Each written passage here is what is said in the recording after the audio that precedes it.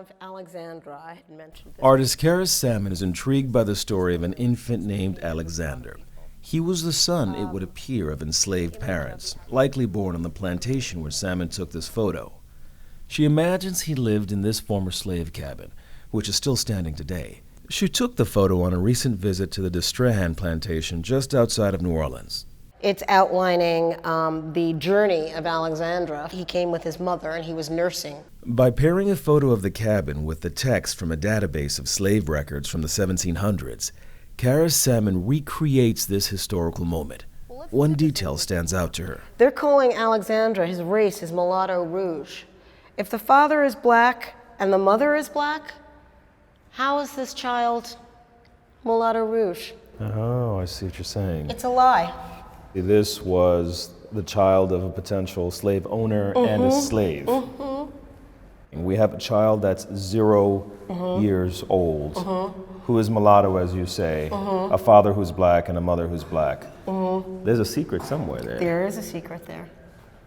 At the heart of that secret are the differences between what is known and what is shown about life during America's age of slavery.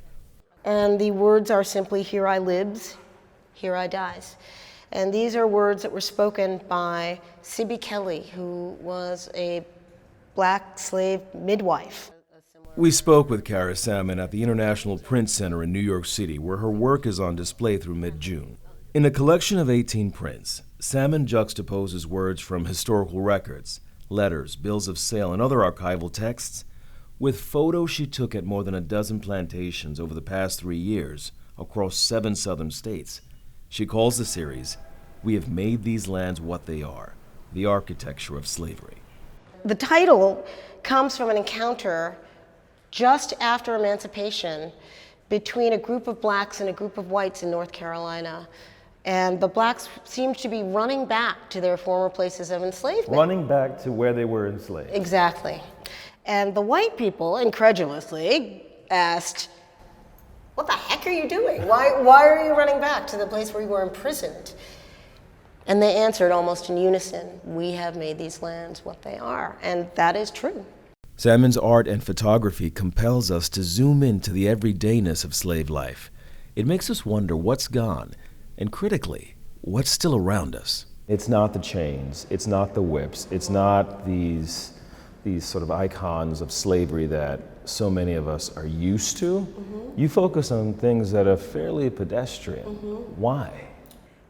Well, life then was fairly pedestrian. I mean, yes, there were whips, chains, manacles, leg irons, neck irons, but this is the kind of thing that people encountered every day, black and white.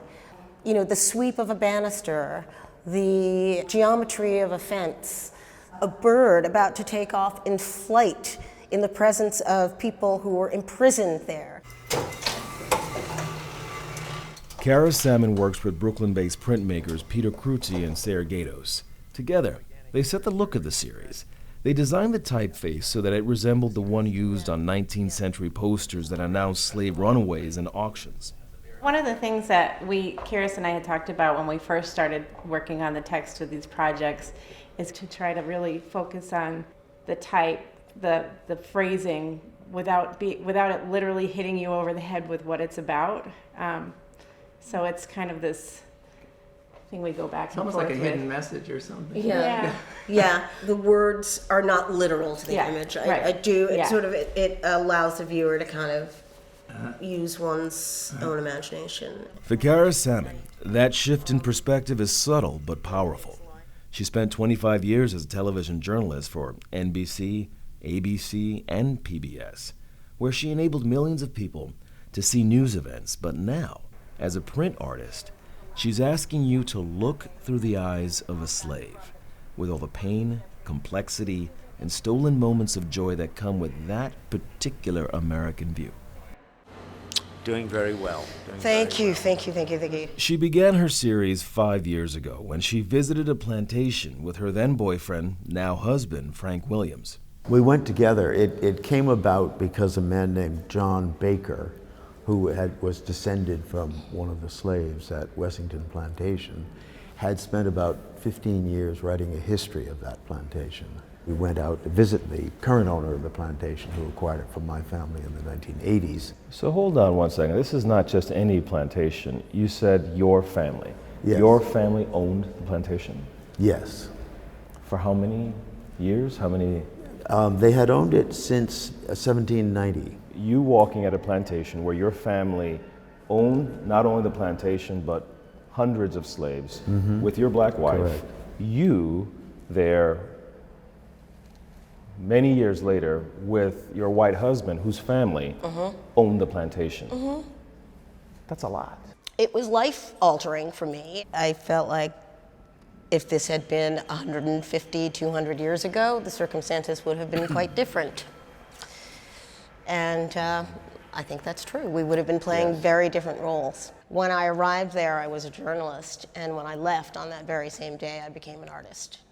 I couldn't leave without making something out of it, or trying to understand it in a way that I could live with. Her way of understanding America's history and present was to pair a photograph of Wessington Plantation's large, stately house with an excerpt from Baker's book.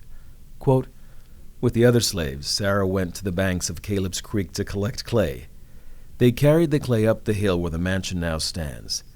They built that big house brick by brick." What I want to point out here is that the institution of slavery is the foundation, the architectural foundation for our current American situation. How so?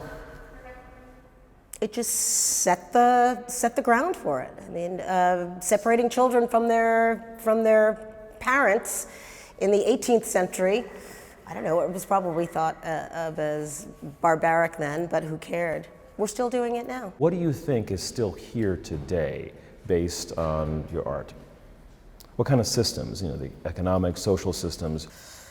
Unequal education, redlining in housing, mass incarceration. I could go on and on. I mean, the things that we talk about on a daily basis today have their roots in the American slave economy.